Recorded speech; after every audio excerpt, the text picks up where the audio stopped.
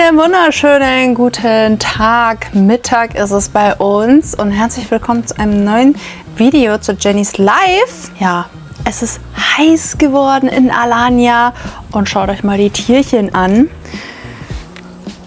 Die Dapsi schläft hier.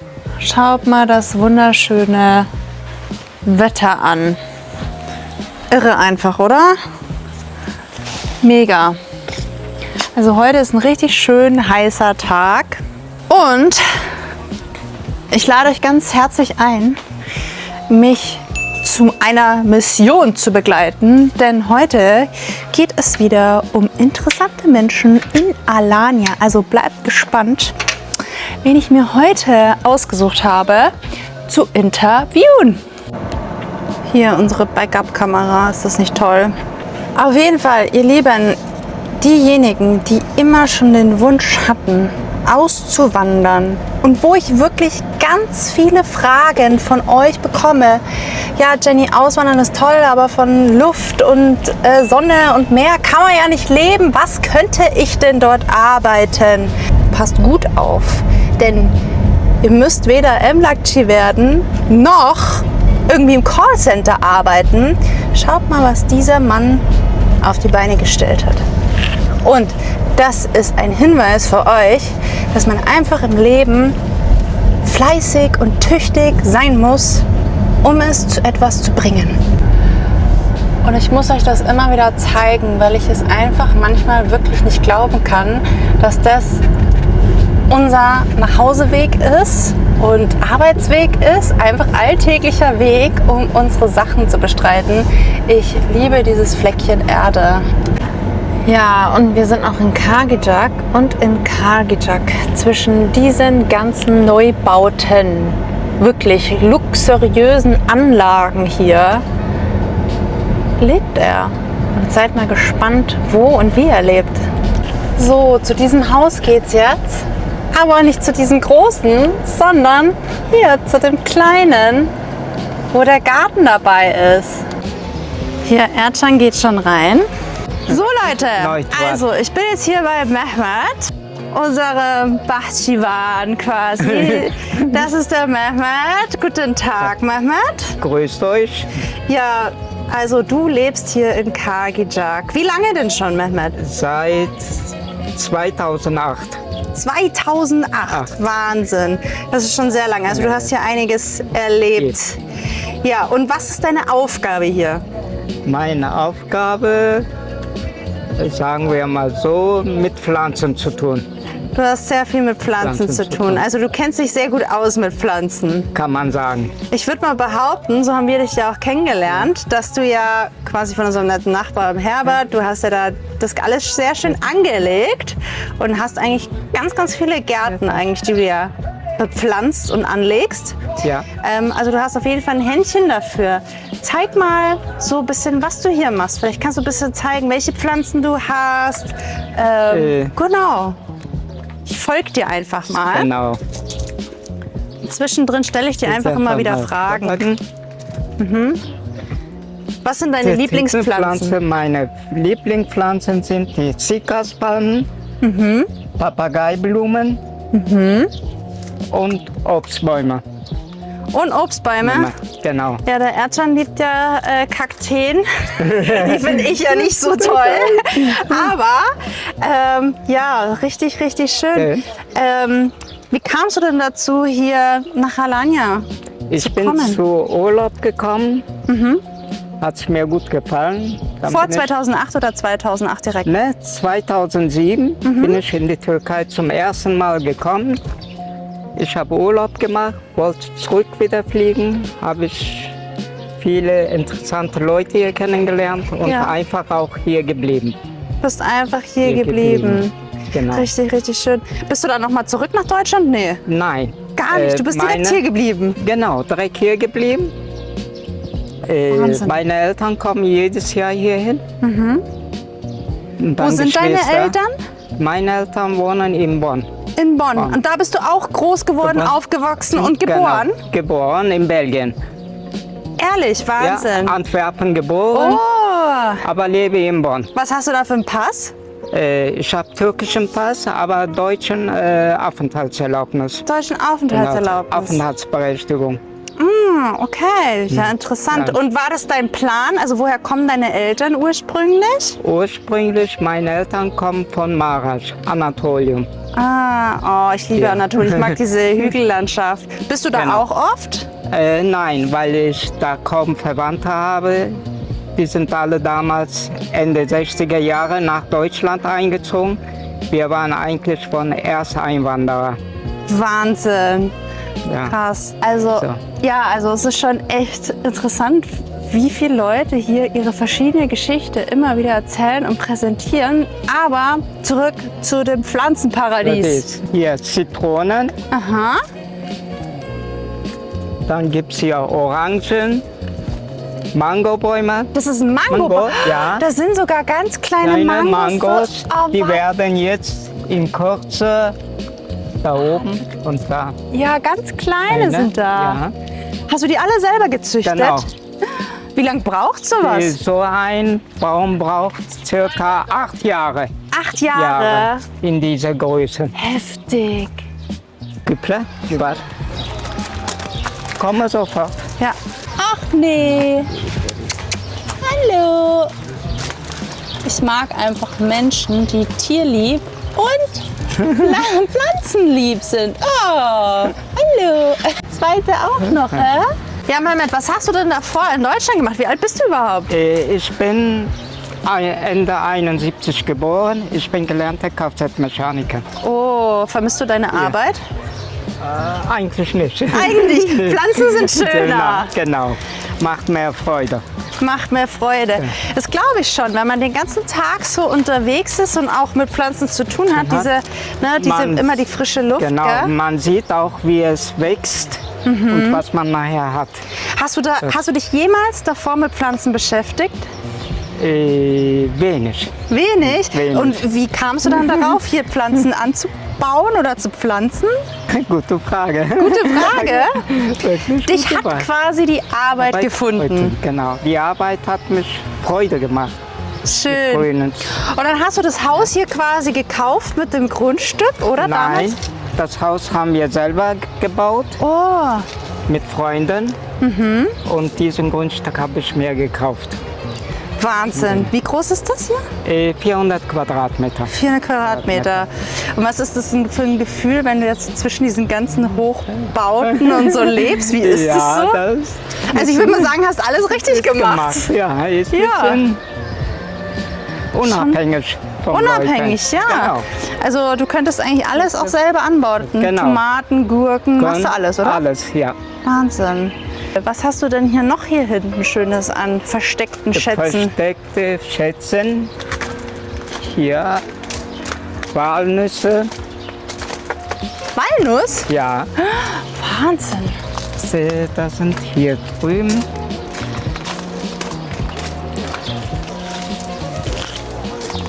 Das ist Da Walnuss. sind Walnüsse, Oh, toll. Oliven, Das ist Muschmuller, Aha. Zitrone. Zitronen, Limetten. Das ist Dutt hier, oder? Nee. Nein, Uchlamurage. Ich weiß nicht, was auf Deutsch. Lindenblüte. Lindenblüte. Wahnsinn. Kannst auch richtig coolen Tee damit machen. Ja, gell? genau. Da sind Kaki. Toll. Ja. Richtig, richtig toll. Geht dir Deutschland manchmal ab? Bist du noch manchmal in Deutschland? Nein. Nein. Eigentlich nicht. Eigentlich nicht. Und deine Aufgabe ist es quasi hier auch, dass du quasi allen möglichen Leuten, die dich eigentlich so nach Bepflanzung fragen, dass du Genau. denen hilfst. Ne? Genau. Wir Schön. machen auch Bepflanzung vom Kunden und Garteneinrichtung Wow, das auch noch. auch noch. Und die Leute kommen auch von überall her, oder? Ganz genau. Und machst du das Von nur jetzt in Kargitschak oder machst du das auch zum Beispiel Mahmudla, Kestel, wenn dich Leute anrufen? Kargitschak, auch in Alanya. Ach, selber also drinnen auch. Alanya, ja. Wow, richtig fleißig Ganz der Mehmet. Da seht ihr Leute, ihr müsst kein Fach unbedingt lernen, sondern die Arbeit, wenn ihr hierher kommt. Natürlich müsst ihr ja vorher euch absichern und das sagen wir immer wieder, dass ihr euch nicht nur doppelt und dreifach absichern müsst, sondern 5- bis 10-fach absichern müsst, weil einfach die Preise sich hier wie nochmal was ändern. Aber Arbeit findet euch. Und wenn ihr fleißig seid, bisschen Talent habt, bisschen den Willen habt, etwas zu schaffen, vielleicht werdet ihr auch Gärtner, wer weiß. Wir noch tropische Früchte noch. Avocados, Aha, Sternfrucht, wow. Fingerzitrone. Ach, das sind diese, die wir auch haben, diese Limetten. Genau. Keine Limette. Das ist Fingerzitrone. Ja. Nennt man das so? Die Zitrone wird auch wie Finger. Ah, ich dachte, das nennt man Limettenkaviar Nein, oder so. Limette ist was anderes. Das haben wir auch. Cool. Hier, guck das an. Ach, das ist Limette, oder? Nee, das Nein. ist Fingerzitrone immer noch. Das ist Zitrone, längliche, Finger. ne? Genau, Fingerzitrone. Toll. Richtig Und toll. das sind Sternfrucht, Wahnsinn. Und das Wissen hast du dir alles Papaya. selber... Mega. Das Wissen hast du dir alles selber eingeeignet? genau, alles gelernt. Und dann haben wir hier noch Erdbeerbäume. Ein Erdbeerbaum. Ja, Ja, Wahnsinn. Ich blende euch hier mal ein Foto ein, wie so ein Erdbeerbaum, wenn der Früchte trägt, wie das ausschaut. Toll. Und manchmal bist du jeden Tag unterwegs? Also machst du jeden Tag etwas? ja, wir machen auch Gartendienst vom Kunden, Gartenbetreuung. Also das heißt, wenn die Leute zum Beispiel im Urlaub sind und Genau. dann... Können wir Cool. auch nachher mal kurz eine Besichtigung hier in Oh. Kargitschak oben. Da bin ich schon gespannt. Das machen wir auf jeden Fall. Können wir immer abchecken, zweimal die Woche, beziehungsweise auch im Sommer 3-mal. Wasser, Bewässerung und alles nachschneiden Super. und sauber halten. Und sauber halten. Also ich muss wirklich sagen, wenn ich teilweise noch schlafe, Mehmet sehe ich schon mit seinem Pickup rumfahren. Der ist wirklich fleißig. Also das sagen wir auch immer wieder. Diese deutsche, was er halt auch mitbekommen hat damals, ne? Diese deutsche Pünktlichkeit, Gründlichkeit. Das ist phänomenal. Wenn ihr sowas hierher mitbringt, glaubt mir, ihr werdet Erfolg haben. Unsere gesamten Pflanzen, ne, besorgen wir eigentlich alles immer von Mehmet. Ich habe euch ja nicht zugehört, was ihr aufgenommen habt und was ihr als Themen drangenommen habt. Es ist sehr, sehr wichtig, dass man sich verstanden fühlt. Ich bin der Meinung, dass in Alanya, auch hier in Kargitschak, sehr viele Gärtnereien gibt. Obwohl er aus Deutschland ist, hat er für den Preis viel besseres Gefühl wie die Einheimischen. Obwohl hier eigentlich die Einheimischen bestimmt keinen Garten gestalten, sondern es gestaltet sich von alleine, weil die Vegetation so gut ist.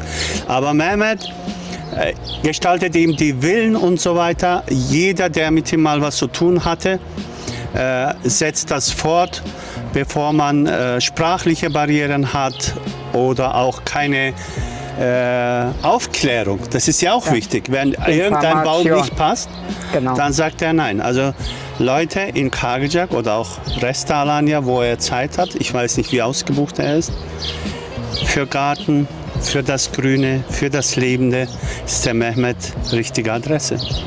Ganz wichtig an der Stelle, lieber Mehmet, wie kann man dich denn kontaktieren oder finden?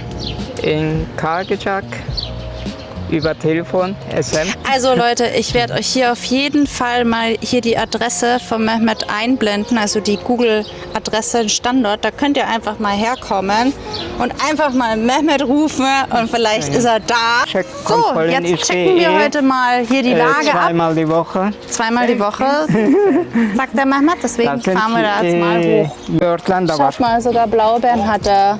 Japan Mersen. Japan. Was ich ja vorher meinte, Tomaten, da unten habe ich vorher irgendwo eine Paprika gesehen. Hier.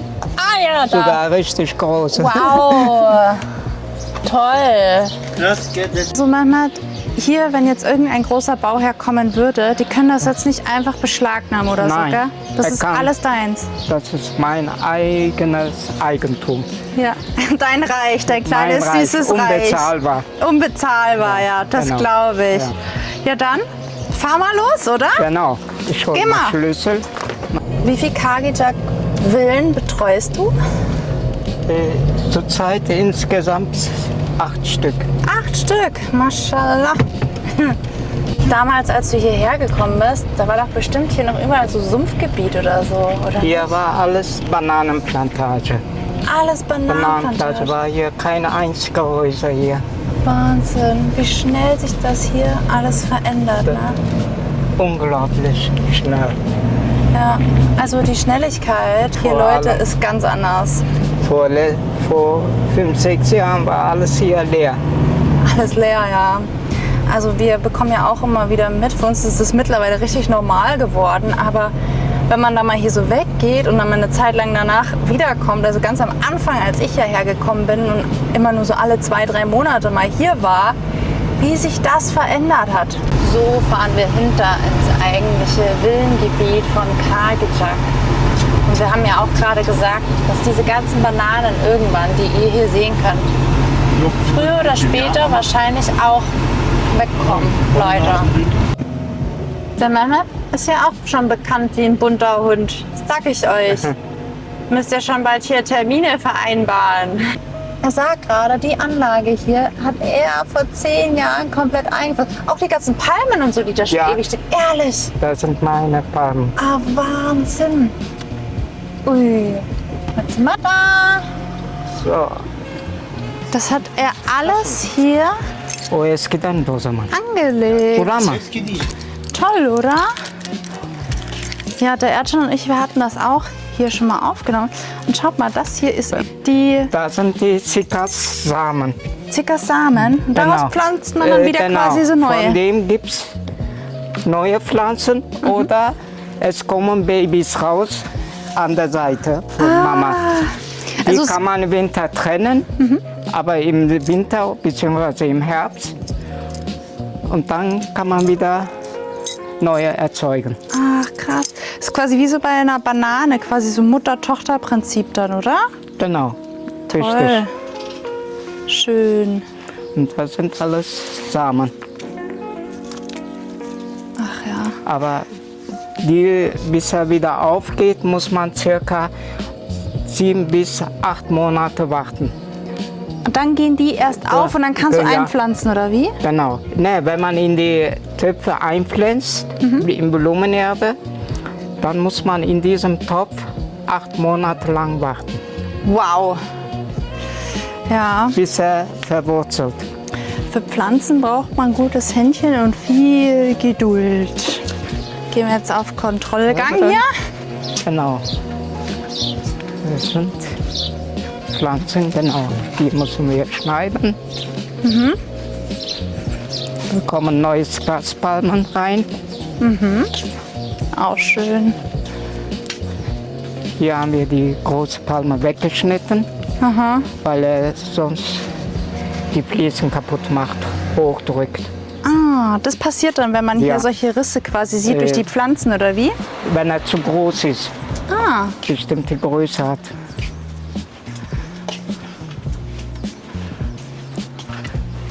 sehr schön. Ja, Mehmet, dann sag So. mir mal, was ich heute dir helfen kann, was ich tun kann. Ich muss jetzt kurz Wasser geben, allen Pflanzen, Okay, den Platz. okay. Wusstet ihr, dass die Holländer übrigens Schildkröten lieben? Oh, das sind 12, 13 Jahre alt.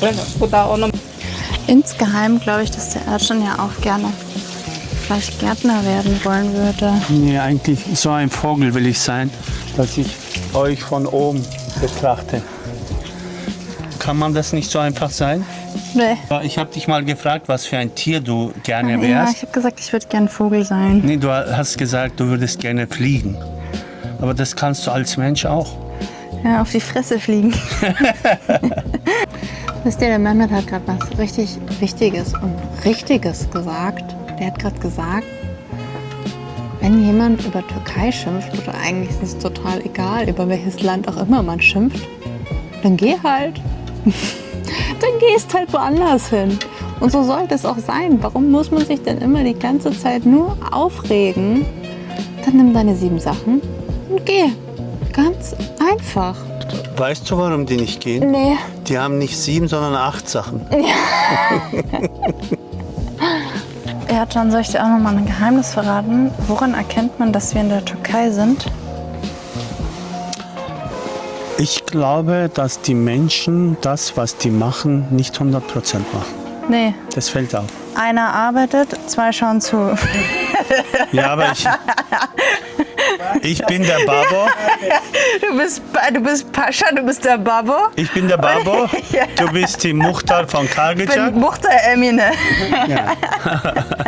Ja, Mehmet, danke schön fürs Mitnehmen. Und sag noch mal ganz kurz am Schluss, was du vielleicht jungen Menschen mitgeben könntest, die auch so einen Traum nach dem Auswandern haben, hierher kommen möchten, vor allem etwas machen möchten, weil man kann ja nicht von Luft und Liebe leben. Was würdest du jungen Menschen mitgeben? Also, die sollen die Arbeit machen, was ihnen Spaß macht. Was ihnen Spaß macht. Genau. Ja, danke schön, Mehmet. Also ihr habt es gehört, die Arbeit, was euch Spaß macht, weil dann ist es eigentlich gar keine Arbeit mehr. Und deswegen, es war ein kurzes Video, es war aber sehr interessant, einfach was hier für interessante Menschen so leben. Ich hoffe, es hat euch gefallen, mal wieder hier eine neue Ecke aus Kargıcak zu sehen. Und ich wünsche euch einen ganz tollen Sonntag, viel Spaß und schönen Abend. Und natürlich, wenn das Video gefallen hat, du darfst dem Ganzen gerne ein Like geben. Vergesst nicht, mich zu abonnieren und bis zum nächsten Mal.